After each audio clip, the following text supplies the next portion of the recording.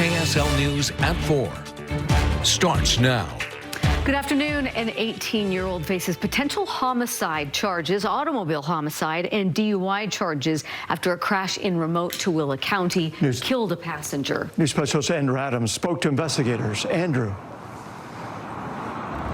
Well, the driver is being identified as 18-year-old Jackson Douglas David Wood. Investigators say he was going 85 on a dark two-lane road when the crash happened. Now, this happened along a very rural section of SR 36 well south of Stockton, almost to Rush Valley. The posted speed limit in the area is 65, and investigators with Utah Highway Patrol say Wood admitted to driving 85. Troopers say Wood's truck appeared to have driven on the right shoulder before going across SR 36, running through a barbed wire fence on the other side of the road, and then rolling a couple times. They say neither Wood nor his 16-year-old passenger were wearing seat belts, and both were ejected. Officers on scene attempted CPR, but the 16-year-old was pronounced dead at the scene. Well, obviously, these young drivers are still learning how to drive and make decisions and judgment calls, and you add alcohol into the mix and it doesn't make it any easier. It actually makes it a lot worse and more deadly. Well, this is a photo Utah Highway Patrol shared of the crash. A jail probable cause statement said Wood had very red, bloodshot eyes, slurred speech, and struggled to balance himself. A preliminary breath test showed an estimated blood alcohol level of more than 3 times the legal limit. Now, Wood was booked on suspicion of automobile homicide, DUI, and multiple other misdemeanors and infractions. Troopers have not yet identified the 16-year-old passenger in the crash. Back to you guys. Yeah, really sad, unfortunate case. Thanks a lot, Andrew Adams, live for us tonight. Well, KSL is committed to reaching the goal. The Canyons. Teen driver charged with auto homicide in Tooele County. What Utah Highway Patrol says happened. Finding felony charges. Utah Highway Patrol says a driver who recently turned 18 is now facing an auto homicide charge. According to troopers, the teen was driving under the influence in a crash that killed a passenger. News specialist Andrew Adams spoke to investigators. Andrew? Well, troopers say the driver is 18-year-old Jackson Douglas David Wood. They say they gave him a preliminary breath test, and it registered a blood alcohol level, an estimated blood alcohol level that was more than 3 times the legal limit. Now, this happened early Sunday on a remote stretch of SR 36. Troopers say it was well beyond Stockton, almost to Rush Valley.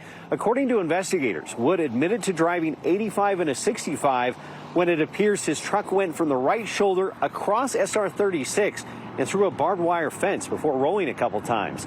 Troopers say neither Wood nor his 16-year-old passenger were wearing seat belts, and both were ejected. Officers attempted CPR on the 16-year-old, but they say he died at the scene. When a crash like this happens, it affects so many different people with family, friends, first responders. There's a lot of people that driving drunk affects, and it's what we really need to think about. Troopers say when they encountered Wood, his eyes were bloodshot, his speech was slurred, and he had a difficult time balancing. Again, they gave him a breath test, and it measured 0.18, or again, more than 3 times that legal limit. Now, he's been booked on suspicion of auto homicide and driving under the influence, as well as multiple other misdemeanors and infractions. Troopers have not yet identified the 16-year-old passenger. Back to you guys. Yeah, very sad case here. Thanks a lot, Andrew. Well, new video shows live for us tonight. An 18-year-old man has been accused of driving drunk and causing a deadly crash in Tooele County. Investigators say Jackson Wood was going 20 miles over the speed limit on a dark 2-lane road in the Rush Valley area early Sunday morning. Troopers believe his truck drove onto the right shoulder before going across State Road 36, running through a barbed wire fence, and then rolling. Both Wood and a 16-year-old were in the truck, and they were ejected. It killed the younger teen. A preliminary breath test estimated Wood's blood alcohol level was more than 3 times the legal driving limit. An Arizona high school team coaches sports. Jury selection is underway in Arizona as Lori Valadabel prepares for another trial. She is accused of conspiring to kill her 4th husband, Charles Vallow. News specialist Brian Carlson has the story. This comes 2 years after Lori was convicted in Idaho for the deaths of her 2 children and the first wife of her husband, Chad Daybell. We know this trial won't look like that one. She's representing herself in this case. Because of that, she'll have a lot more face time with the jury and have a more direct role in picking them this time around. What to expect from Lori Vallow Daybell? Her recent jailhouse interview with Keith Morrison shows anything is possible. I have seen things in the future that Jesus showed me when I was in heaven. And we were not in jail, and we were not in prison, and they were still in the future from now. Currently serving life sentences for killing her children, with jury selection starting today for her trial of allegedly conspiring to kill her ex-husband Charles Vallow. KSL legal analyst Greg Skordas anticipates Lori will have a lot to say to potential jurors being seated. That the jury will get to know her a lot better because she'll be speaking more. She'll be giving her own opening statement. She'll be interviewing the witnesses, that type of thing. So the jury will get to know her a lot better. As her own counsel, will that affect who she can pick for the jury? Skordas doesn't think so. A defendant is part of that process anyway, whether they're sitting next to counsel or making the decision themselves. So in terms of the actual selection of the jury, it won't make a big difference. If Daybell makes a mistake, Skordas anticipates she may still get some legal help. She'll probably even have what's called standby counsel. That is a lawyer who sits at the counsel table next to her just to advise her on issues and things like that. But ultimately, you could expect that with her history and her mental health issues that it might be a slightly different trial than we're used to. Daybell and prosecutors will pick 12 jurors with 3 to 4 alternates. That jury selection process expected to take most of the week. Opening arguments set for 1 week from today. Back to you. Thanks a lot, Brian. Well, KSL has been following this story. The more than 1,000 people who run the Sundance Film Festival will relocate to Boulder, Colorado, starting in 2027. News specialist Shelby Lofton spoke to some of those workers based here in Utah, and she shares their behind-the-scenes experiences and whether they think Utah's capable of creating an alternative to Sundance.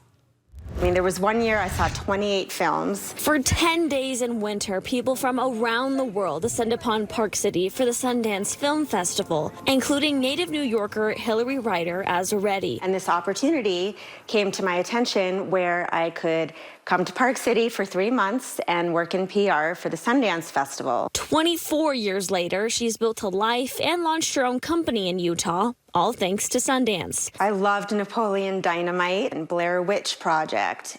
A Real Pain was phenomenal, went on to win an Academy Award. Writer Azzaretti says Utah has a special spark when the crowds arrive in January. There are blood, sweat, and tears that goes into making some of these lower budget films. Hearing those stories are just so inspiring, and some of the films are so thought-provoking. People from around the world come to help run the Sundance Film Festival, but many Utah natives make this event part of their lives too. I think every film I have seen at Sundance will always be probably some of the more special films of my life. Weber State University senior Rachel De Herrera grew up with Sundance and cinema in her own backyard. She's volunteered at the festival the last 2 years. It becomes Black Friday.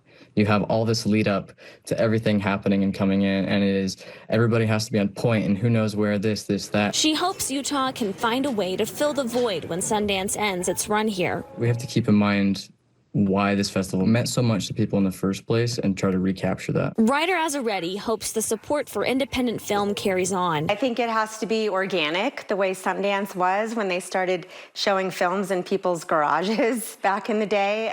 I don't think you can force it. They said logistically, Utah has proved it can handle large-scale events. The Sundance fans hope it continues to be a hub of creativity and conversation. And we have a lot of visionary people in this community, and if anyone can do it, we can. In Park City, Shelby Lofton, KSL 5 News. Thanks a lot, Shelby. Salt Lake City's Foothill neighborhood opened